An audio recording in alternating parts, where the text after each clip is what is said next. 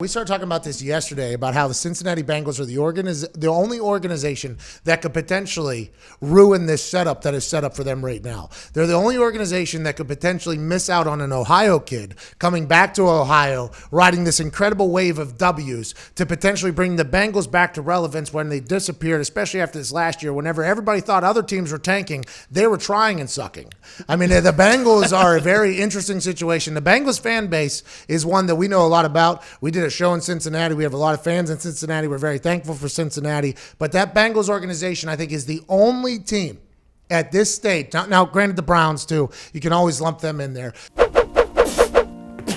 Well, hello there. Utilize the promo code PAYTHEBILLS and get $20 off your first order from SeatGeek. Now, back to the magic. But the Cincinnati Bengals are the only franchise that could potentially mess up this layup that they have for a new face of a franchise, which is Joe Burrow, a guy that I think would relish the opportunity to turn around Cincinnati, would relish the opportunity of going back to Ohio, that would be able to maybe bring some attention, some notoriety, and some positivity to the Bengals. They're the only ones that could potentially fall into the hype of a trade to think that they can get other players that can make them better, as opposed to a franchise quarterback that's from the same state that would look to do good for their organization. I mean, there's no way, right? They're the only ones that could do it. They would have to, like, Carolina would have to give them a king's ransom to get rid of that pick. We don't know. You would think. You don't know how the Bengals operate. That's true. The Bengals still don't have an indoor practice facility. It's 2020. I'm telling you, I don't think they know that you're allowed to trade draft picks.